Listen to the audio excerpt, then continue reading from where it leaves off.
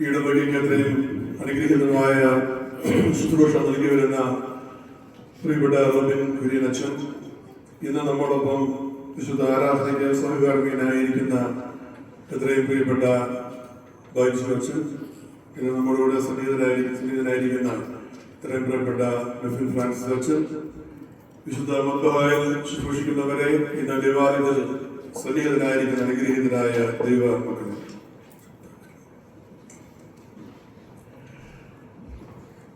ബഹുമാനപ്പെട്ട അച്ഛൻ സൂചിപ്പിച്ചതുപോലെ പരിശുദ്ധ ദൈവമാതാവായ കന്യക മറിയം അമ്മയുടെ വാങ്ങിപ്പ് പെരുന്നാളുമായി ബന്ധപ്പെട്ട്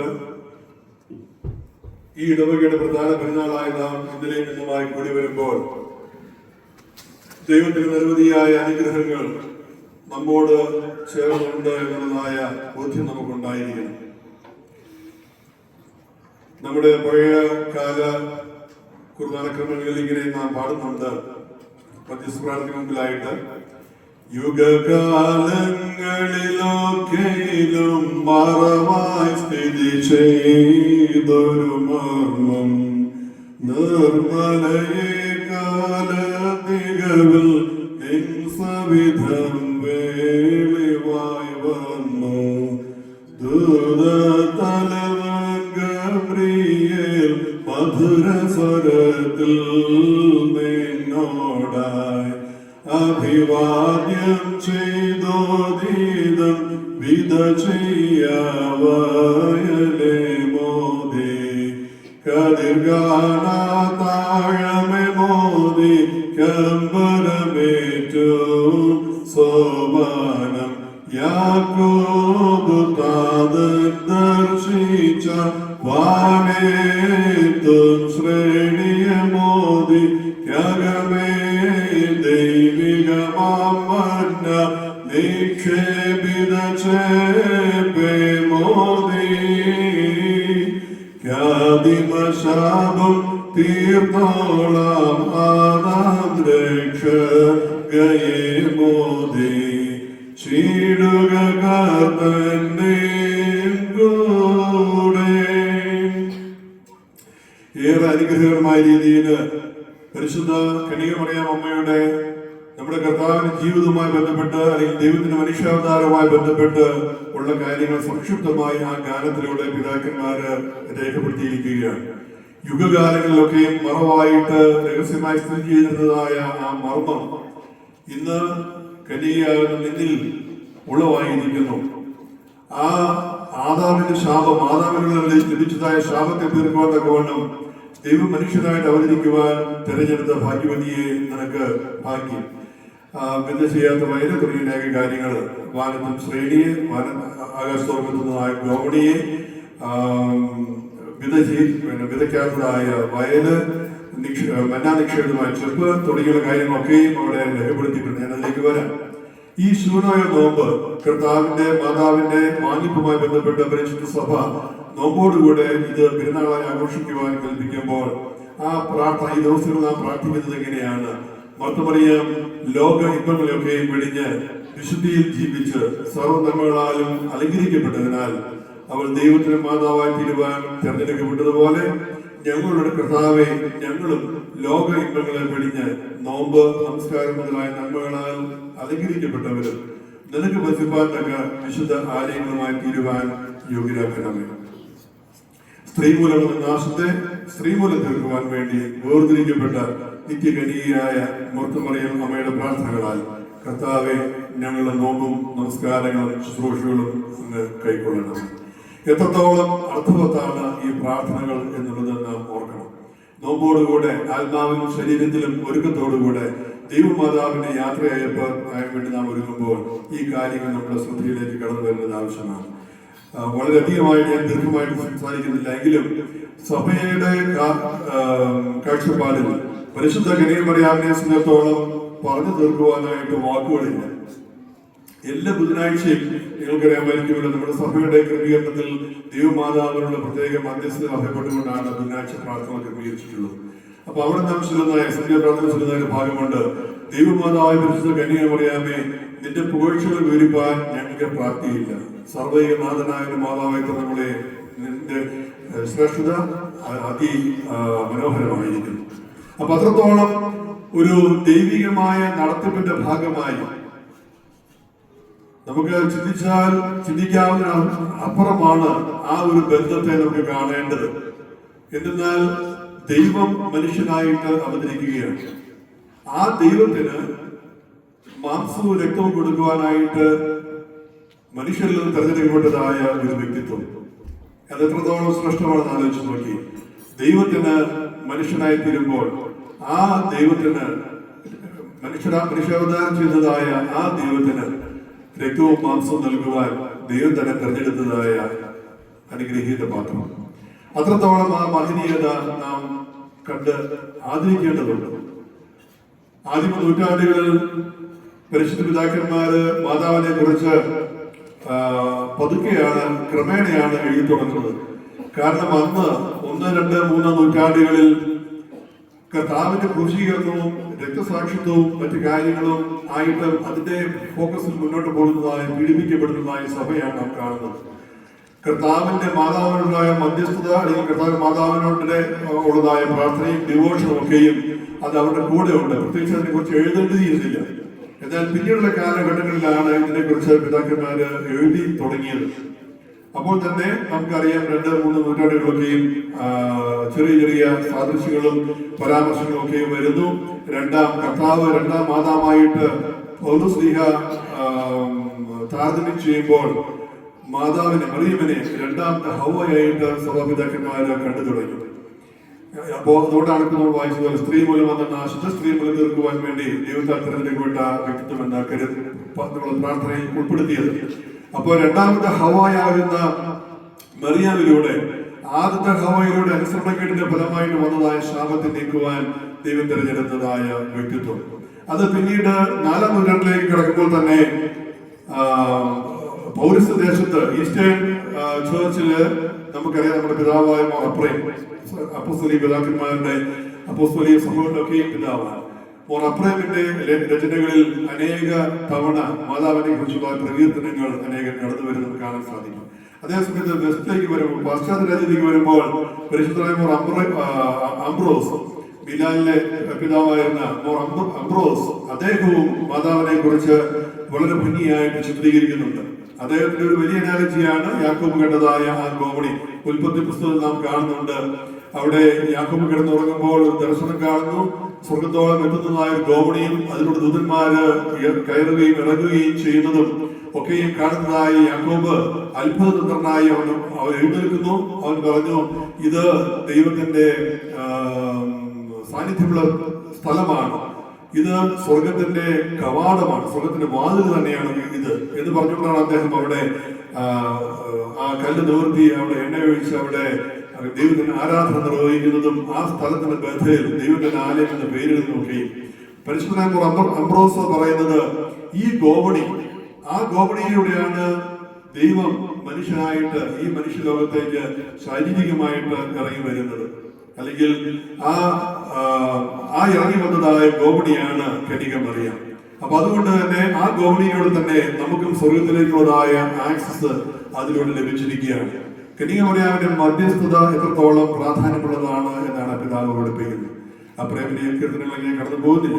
അനേകം കാര്യങ്ങളിൽ മാതാവിന്റെ പ്രകീർത്തനങ്ങൾ കാണാൻ സാധിക്കും. അതുപോലെ തന്നെ യാക്കോബ്, സ്രൂഗിലെ യാക്കോബ്, അദ്ദേഹവും കന്യക മറിയാമ്മയുടെ വാങ്ങിപ്പ് സംബന്ധിച്ചും നിര്യാണം സംബന്ധിച്ചും അവരുടെ ശരീരം പ്രതീക്ഷയിലേക്ക് കൊണ്ടുവരുമ്പോൾ അവിടെ ക്രൂബന്മാരുടെ ഒരുക്കത്തെ കുറിച്ചൊക്കെയും വളരെ നല്ല നാടകീയമായിട്ട് വ്യാഖ്യാനിക്കുന്നുണ്ട്, ആവിഷ്കരിക്കുന്നുണ്ട്.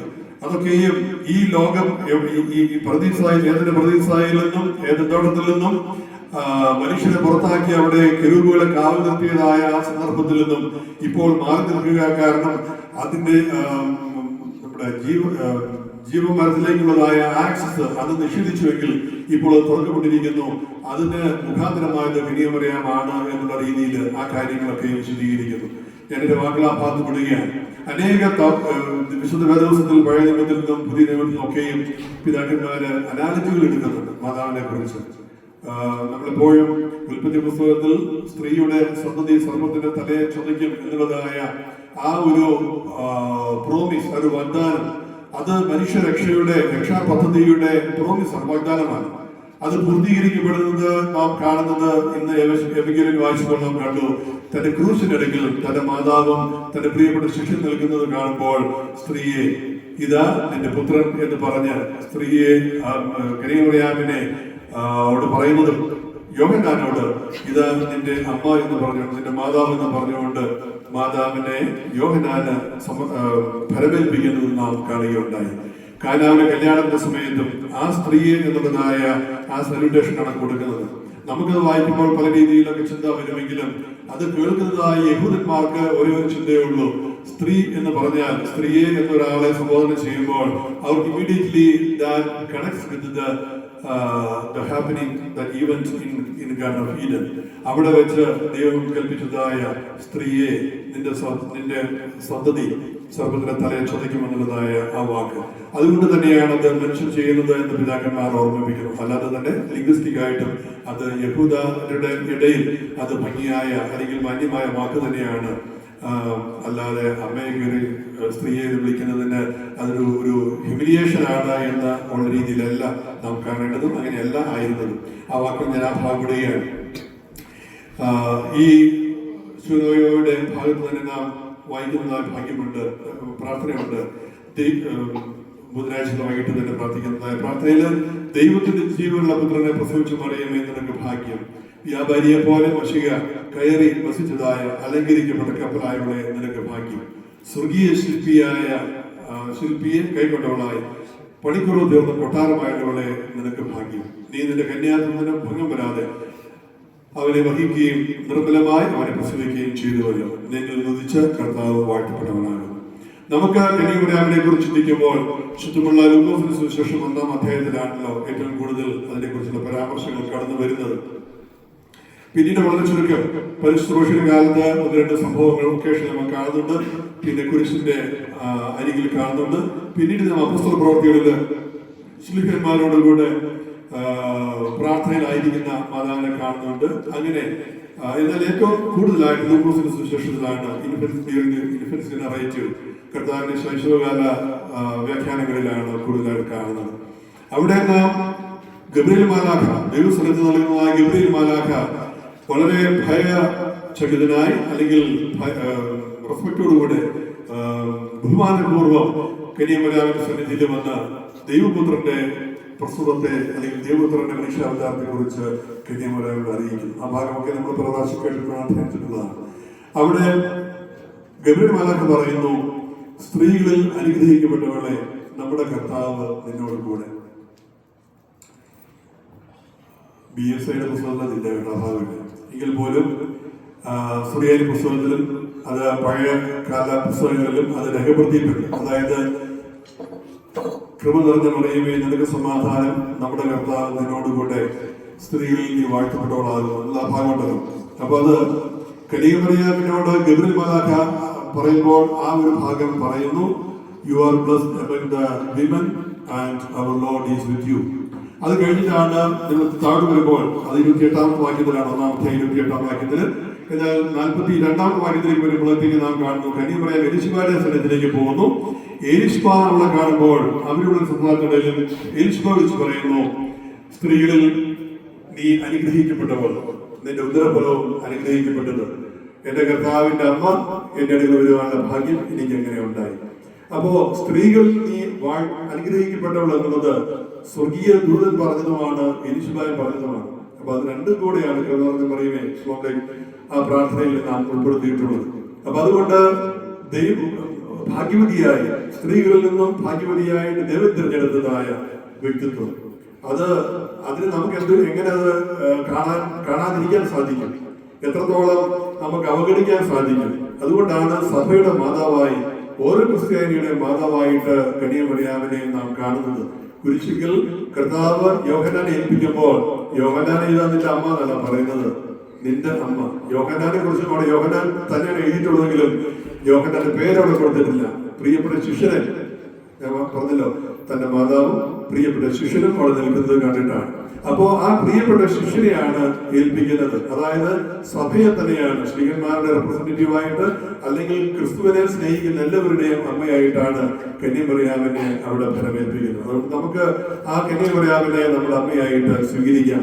അവളുടെ മധ്യസ്ഥതയിൽ നമുക്ക് അഭയപ്പെടാം. സഭയുടെ ഓരോ ഇടവുകളുടെ മാമോദീസ തൊട്ടിയുടെ ഒക്കെയും പ്രതീകങ്ങളാണ് ദൈവമാതാവ്. അപ്പോ ദൈവമാതാവ് നമ്മുടെ ഒക്കെയും സഹനത്തിന് നമ്മുടെ കൂടെ ഉണ്ട്. നമ്മുടെ കഷ്ടതയിൽ, നമ്മുടെ പ്രതികൂലതകളിലും പ്രതിസന്ധികളിലൊക്കെയും കർത്താവിനോട് ചേർന്ന് നിൽക്കുവാൻ തക്കവണ്ണം കന്യാമറിയാമിന്റെ പ്രാർത്ഥന നമുക്ക് കൂട്ടാം.